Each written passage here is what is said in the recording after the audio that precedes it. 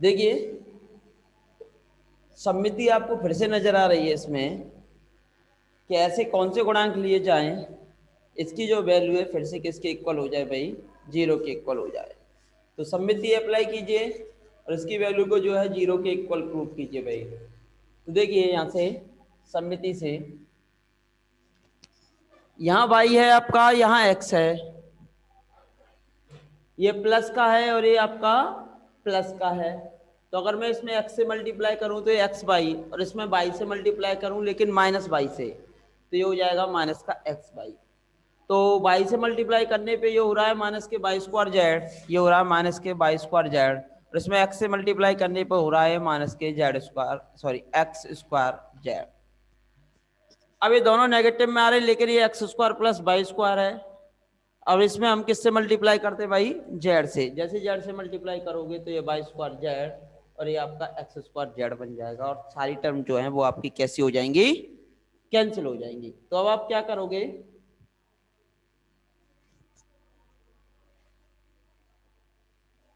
X minus Y Z के गुणज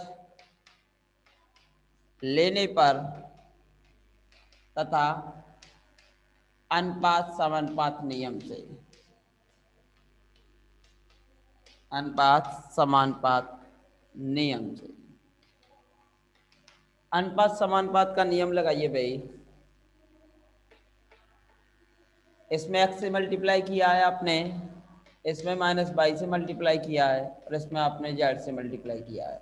upon x से मल्टीप्लाई किया है तो ये हो गया एक्स वाई, ये हो गया आपका जेड एक्स स्क्वायर, ये हो गया आपके पास वाई से मल्टीप्लाई किया माइनस से तो माइनस के वाई स्क्वायर जेड, और ये माइनस के एक्स वाई।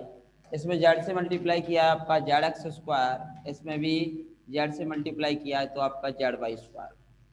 जो टर्म कैंसिल हो रही है उनको कैंसिल कीजिए भाई, z x square x by y square z y square z, यानी कि आपका x D x minus Y D y plus z d z upon 0। अंतिम भिन्न लीजिए और समाकलन कीजिए। अंतिम भिन्न से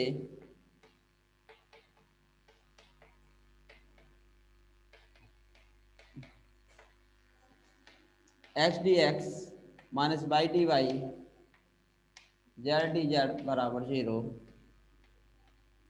समाकलन करने पर ऑन इंटीग्रेशन इसका समाकलन होगा एक्स स्क्वायर अपॉन टू, इसका होगा वाई स्क्वायर अपॉन टू, इसका होगा z square upon two equal to C1 x square upon two y square upon two plus z square upon two equal to C1। तो आपने इस प्रकार इसका पहला हल निकाल लिया भाई। इसी प्रकार आप इसका दूसरा हल भी निकाल सकते हो। इसी प्रकार आप इसका कौन सा हल भी निकाल सकते हो भाई, दूसरा हल भी निकाल सकते हो। अब आपको एक संबंध तो ये प्राप्त हो जाता है, ये तो समीकरण नंबर 1 था आपका और ये समीकरण नंबर 2 है। एक संबंध तो आपको ये प्राप्त हो जाता है कि x square plus y square, और यहाँ से x square minus y square बराबर प्लस जेड स्क्वायर बराबर C1। इस रिलेशन का भी आप उपयोग कर सकते हो इसको सॉल्व करने में। आप चाहो तो इस रिलेशन का भी प्रयोग कर सकते हो आप इसको सॉल्व करने में। ठीक है भाई। तो इसी प्रकार नेक्स्ट कोफिशिएंट आप ले सकते हो। नेक्स्ट कोफिशिएंट लेने के बाद आप इसे फिर से सॉल्व कर सकते हो भाई।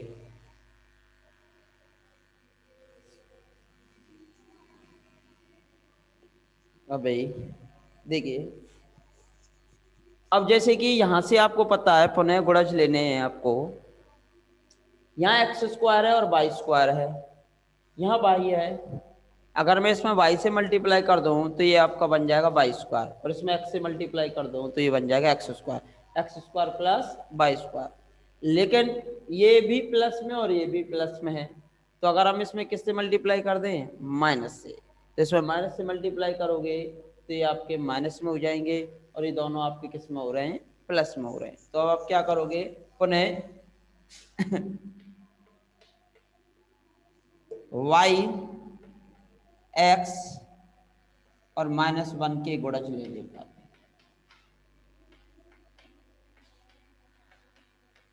y x और -1, आपको तो नीचे हर की जो वैल्यू है हमेशा शून्य करनी है भाई।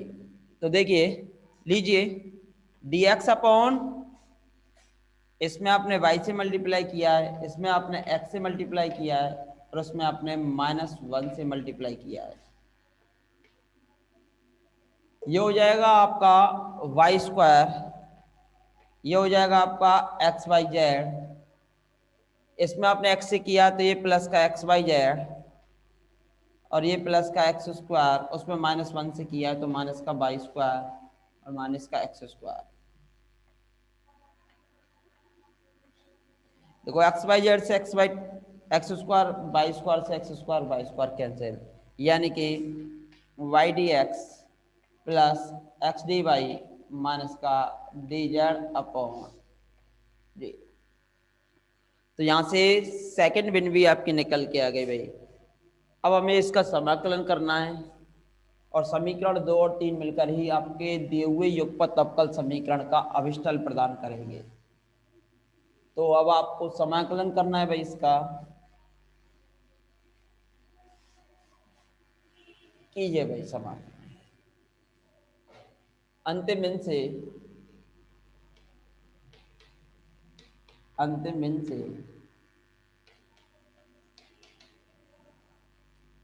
Y d x x d y minus d z बराबर 0।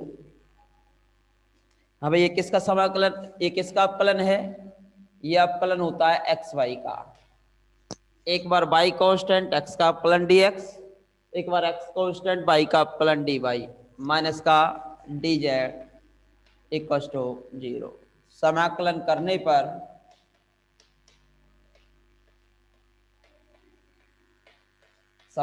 करने पर इसका समाकलन हो जाएगा x वाई, इसका समाकलन हो जाएगा z और समाकलन नेतांक c2 x y minus z equal to c2। समीकरण नंबर 3। तो समीकरण 2 और 3 मिलकर ही दिए हुए युगपत अवकल समीकरण का अभिष्टल प्रदान करते हैं। समीकरण 2 व 3 मिलकर दिए हुए युगपत अवकल समीकरण का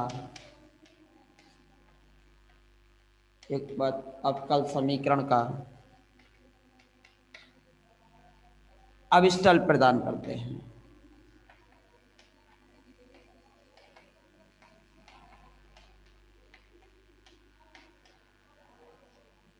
अभिष्टल प्रदान करते हैं। सिमिलरली आप इसी प्रकार से सभी क्वेश्चन सॉल्व करोगे। क्वेश्चन नंबर 5 आप सॉल्व कर चुके हो भाई। नेक्स्ट जो क्वेश्चन है क्वेश्चन नंबर 6, वो आप सॉल्व करोगे। तो क्वेश्चन नंबर 6 सॉल्व करोगे। इसी प्रकार question number 7, question number 8, question number 9, question number 10। तो क्वेश्चन नंबर 6 सॉल्व करोगे, क्वेश्चन नंबर 7 सॉल्व करोगे, क्वेश्चन नंबर 9 सॉल्व करोगे, इसी प्रकार। तो देखिए भाई नेक्स्ट क्वेश्चन, क्वेश्चन नंबर 6।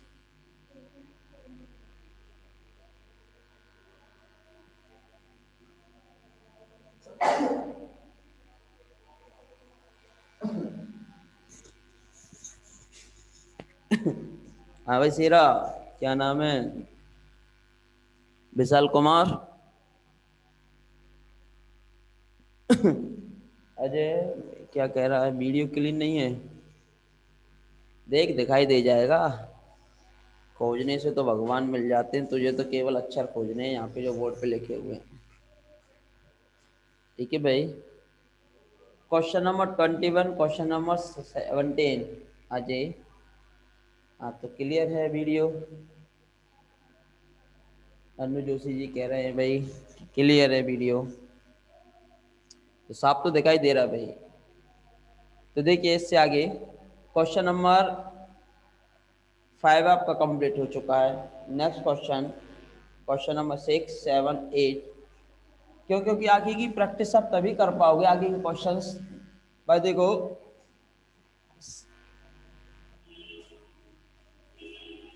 सीखने का आगमन सिद्धांत ये कहता है कि आप इजी से कठिन की ओर जा सकते हो, लेकिन कठिन से कठिन कठिन डायरेक्ट आप सीख जाओ, ये कोई ज़रूरी नहीं है। तो सबसे पहले आपको आसान क्वेश्चन सीखने होंगे भाई, स्टेप बाय स्टेप चलना होगा। तो क्वेश्चन नंबर 6 क्या दिया हुआ है आपका, वो लिखेंगे। Question number 6, dx upon x y minus z d y upon Y z minus x z x minus Y.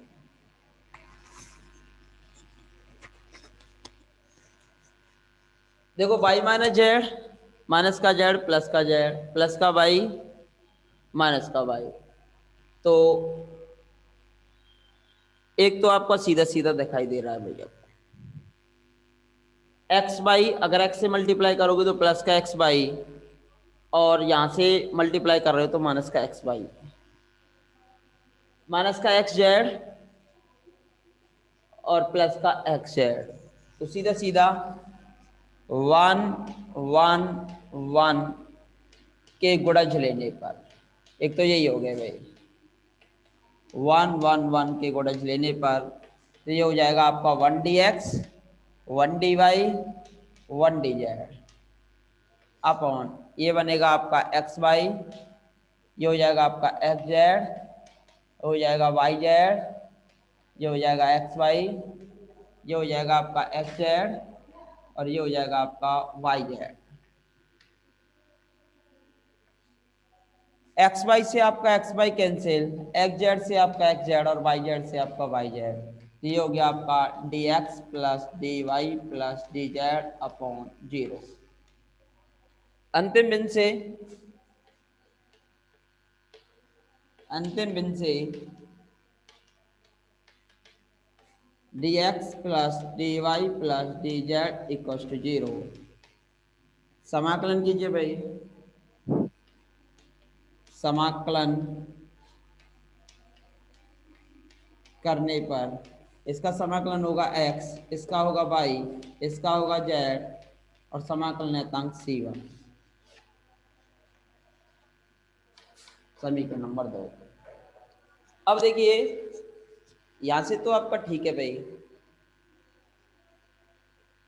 अब यहां से ये अंदर वाली टर्म भी कैंसिल हो रही हैं, लेकिन इनमें क्या एक्स्ट्रा आ रहा है, x y और z, 3 टर्म एक्स्ट्रा आ रही हैं। तो हम क्या करें, 1/x का गुणांक ले लें, 1/x 1/y और 1/z। 1/x ये वाली टर्म आपको उठानी है, तो हम क्या करेंगे, पुनः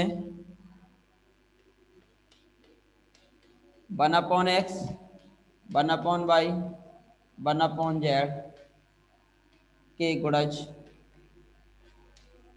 लेने पर, तो 1/x का गुणज लीजिए भाई, 1/x dx 1/y dy plus 1/z dz upon में कैंसिल हो जाएगा, तो क्या बचेगा यहाँ से y माइनस जेड, ये z minus x, z minus x, और ये जो टर्म बचेगी x माइनस वाई, ये कैंसिल, y से y, x से x और z से z। तो ये आ गया आपके पास 1/x dx 1/y dy 1/z dz upon 0। अंतिम मीन लीजिए और समाकलन कीजिए, अंतिम मीन लीजिए और समाकलन कीजिए। तो कीजिए भाई, अंतिम मीन से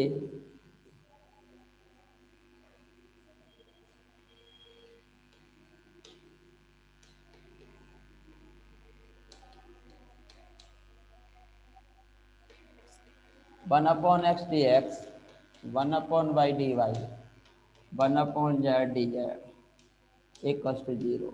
समाकलन कीजिए भाई। समाकलन करने पर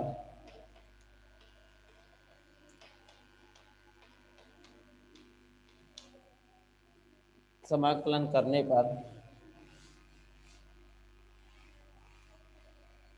इसका जो समाकलन होगा वो होगा आपका log x, इसका होगा log y, इसका होगा आपका log z, और समाकलन नियतांक log c2 ही मान लिया। log m plus n plus n, log mn lmn, और ये आपका log c2। log से log हटा दीजिए, एक्स वाई जेड बराबर c2। समीकरण 2 व 3 मिलकर ही दिए हुए अवकल समीकरण का अविष्टल प्रदान करते हैं। समीकरण 2 व 3 मिलकर ही दिए हुए अवकल समीकरण का अविष्टल प्रदान करते हैं।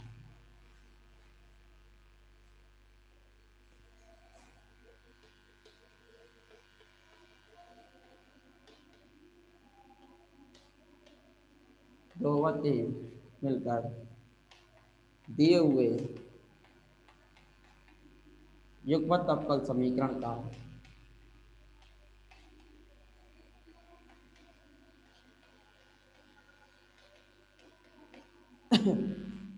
अविष्टल प्रदान करते हैं।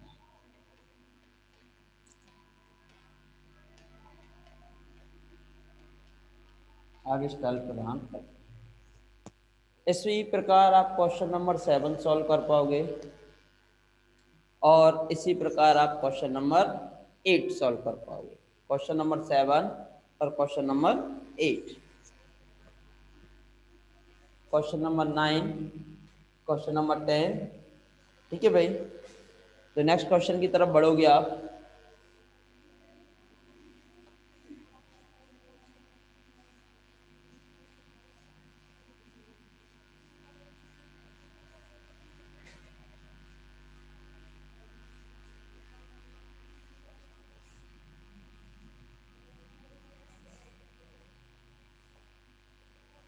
तो देखिए भाई, नेक्स्ट जो क्वेश्चन है इसी प्रकार आप सॉल्व कर लेना भाई क्वेश्चन नंबर 7 को। तो question number 8, dx upon Y Z dy upon Z x और dz अपॉन एक्स वाई। अब देखिए, प्लस माइनस में आपकी कोई सीक्वेंस नहीं है, 6 टर्म ही नहीं है यहाँ पर कि जो हम एलएमएन या कुछ संख्या से मल्टीप्लाई करके 0 कर दें। अब हम क्या करेंगे कि दो दो भिन्नों के जोड़े लेंगे, और दो दो भिन्नों के जोड़े लेने के बाद हम देखेंगे क्या सॉल्व हो पाता है, क्या कोई चर कट पाता है या कोई चर अनुपस्थित तो नहीं है। यहाँ से देखिए वाई जेड है, इसमें जेड एक्स है, जेड से जेड कैंसिल हो जाएगा, ये एक्स और वाई में बचेगा, ये भी एक्स और वाई में बचेगा। एक आंसर आपका यहाँ से निकल के आएगा। अगर दूसरी और तीसरी टर्म को लेते हो एक्स कैंसिल हो जाएगा, जेड और वाई में बच जाएगा, या पहली और तीसरी को लेते हो तो जेड और एक्स में आपका आंसर बच जाएगा। तो कोई सी भी दो दो भिन्न ले लीजिए और दो जोड़े बना लीजिए, और दोनों जोड़े मिलकर ही आपकी दी हुई युगपत अवकल समीकरण का अविष्टल प्रदान करेंगे। ठीक है भाई, तो कोई सी भी दो भिन्न ले लीजिए, ये ले लेते हैं प्रथम और द्वितीय, द्वितीय व तृतीय।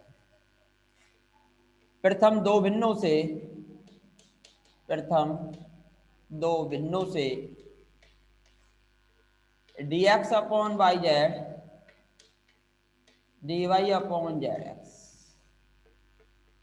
जेड से Z cancel, X D X बराबर वाई डी वाई,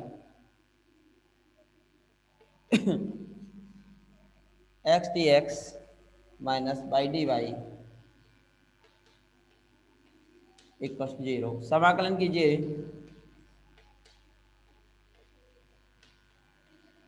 समाकलन करने पर X square upon 2 Y square upon 2 equal to c1। समीकरण नंबर 2। अंतिम दो भिन्नों से, तो प्रथम दो भिन्न हो गई, अंतिम दो भिन्नों से एक, अंतिम दो भिन्नों से, तो अंतिम दो भिन्न जो आप लोगे, ये अंतिम दो भिन्न दी हुई हैं, एक्स डी एक्स ये बाई डी वाई हो चुका है आपका, तो ये d y upon Z x d z upon x y, जो टर्म कैंसिल हो रही है फिर से कैंसिल कीजिए भाई, एक्स से आपका एक्स कैंसिल, तो ये बच रहा है आपका वाई डी वाई माइनस के z d z equal to 0। On integration समाकलन करने पर कीजिए भाई समाकलन, इसका समाकलन होगा वाई स्क्वायर अपॉन 2, इसका समाकलन होगा जेड स्क्वायर अपॉन 2 और समाकलन नेतांग C2। समीकरण नंबर 3, 2 व 3 मिलकर समीकरण 2 व 3 मिलकर दिए हुए युग्मत अवकल समीकरण का दिए हुए युग्मत अवकल समीकरण का अविष्टल प्रदान करते हैं, अविष्टल प्रदान करते हैं। इस प्रकार आप युग्मत अवकल समीकरण का क्या निकाल सकते हो भाई, अविष्टल। इसी प्रकार जो शेष बचे हुए क्वेश्चंस हैं वो आप सॉल्व करोगे, नेक्स्ट क्लास हमारी होगी तब, ठीक है भाई। तब तक जो क्वेश्चन ना हो पाए वो आप सीक्वेंसली बना के रखोगे या कल हमसे पूछ सकते हो। कल और हम आपको एक्सरसाइज नंबर 5.2 कराएंगे, उसके बाद 6 एक्सरसाइज, जैसे 6 एक्सरसाइज कंप्लीट हो जाएगी 6.1, 6.2 और 6.3, तो आपकी 4th यूनिट कंप्लीट हो जाएगी। फिर उसके बाद एक यूनिट बचती है, उससे हम आपको बाद में करा देंगे। धन्यवाद, नमस्कार।